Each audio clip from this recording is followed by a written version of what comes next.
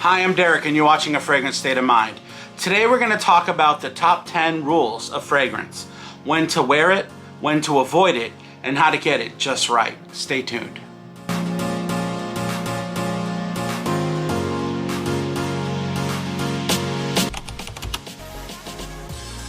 So you're just starting to get into fragrance, and you've heard about all these different fragrances like Dior Sauvage, Bleu de Chanel, etc., etc.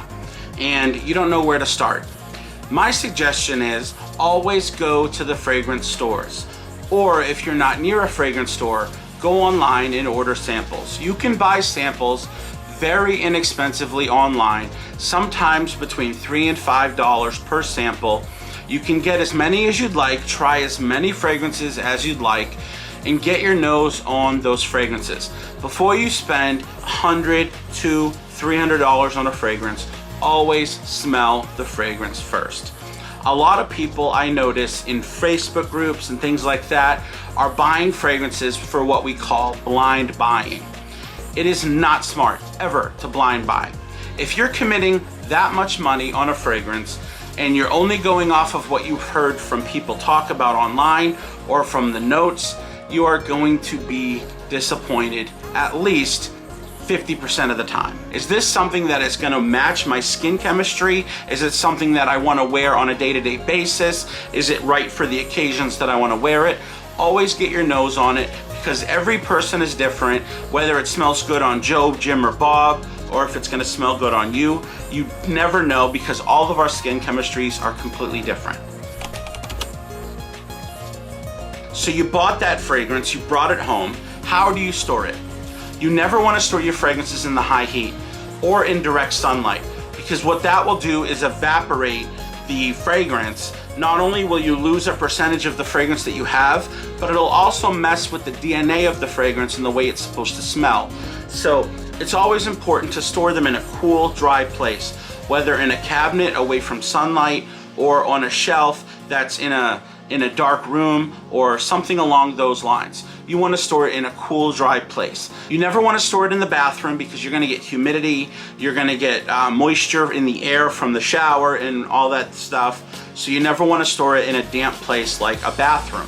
You also never want to leave it in your car, because cars get super hot and it's just not smart. You also don't want to leave them in the car in the winter, because why?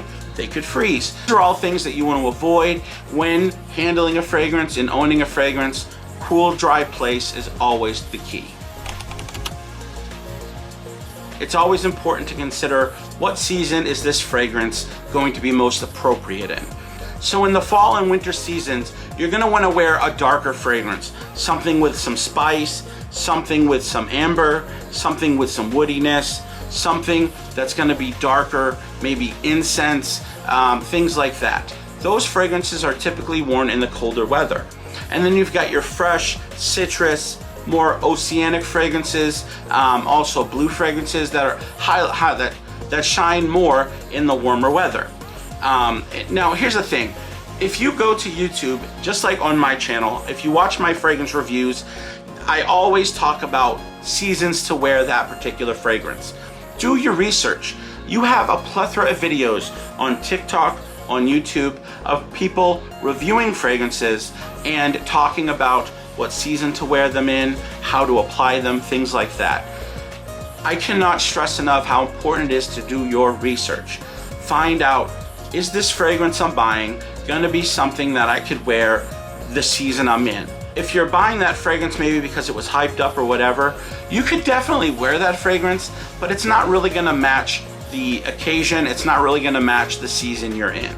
And you're gonna have some people that may be put off by that fragrance. You also may be put off by that fragrance, and you're not gonna get the best experience overall with that fragrance. But if you do your research and you go online and you look at videos or you read reviews on the internet, Google these fragrances, a lot of times they are going to tell you what season to wear them in. I'm not going to go through every fragrance and tell you which one is right for which season, but if you go in my reviews or other fragrance reviewers' reviews and you look at what season they talk about for that fragrance, and as you become more of a collector, you're going to start to notice, oh, these notes are for this season, those notes are for that season. This is so important. If your fragrance is an EDT, it can be maybe more heavily applied. If it's an EDP, you might want to spray a little less. If it's a parfum, maybe even lesser than that. Strengths of perfumes or fragrances are varied upon strength, meaning how much fragrance oil is in that fragrance. A lot of times you're going to get less fragrance oil in a more airy kind of lighter scent with something like an eau de cologne or an eau de toilette, and the stronger you get in fragrance, those things are going to intensify and become stronger. That doesn't always match up to the concentration, because a lot of times, especially in modern times, fragrance companies are sort of playing around with these terms and using them interchangeably with this fragrance or that fragrance. But it is important to know, okay, how strong is this fragrance and how am I gonna wear it today? Is it something that I'm only applying on skin? Is it something that I wanna wear on clothes? Always take into consideration, how strong is this fragrance, and is it something that I wanna apply more or less of? Now, a lot of people will layer fragrances, meaning they'll combine 2 or more fragrances to kind of create something that they want to smell like.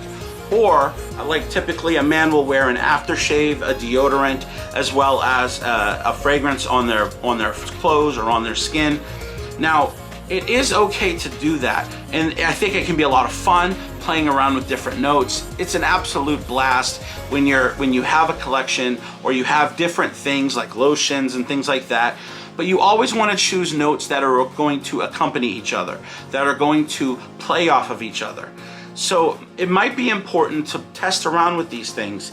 Maybe rub a little bit deodorant on your arm and spray your fragrance next to it and get a whiff of it. See how that smells to you before wearing it out in public. Because sometimes you might not realize it, but your deodorant might be playing negatively off of the fragrance you're wearing, or your aftershave might be negatively playing off of the deodorant you're wearing. So always test them before going out into public. Not all layering is good layering, but there is a lot of fun in layering. A lot of people will take the fragrance and spray it on their wrist and then go like this. That's a no-no. You do not want to do this, because when fragrances are designed, you spray them on and they are meant to sit on your skin and radiate the way they are formulated so that the full scent can be appreciated. When you rub them, you're breaking those atoms and things that make up the molecules of that fragrance, and it becomes dull and it doesn't project the way it was designed to. So, no. If you are in a church setting and there's hundreds of people, you may not want to wear a heavy fragrance.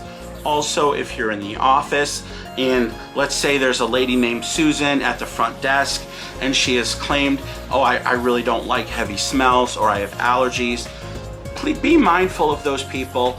Don't wear heavy fragrances around people that don't like heavy fragrances, or they may have allergies.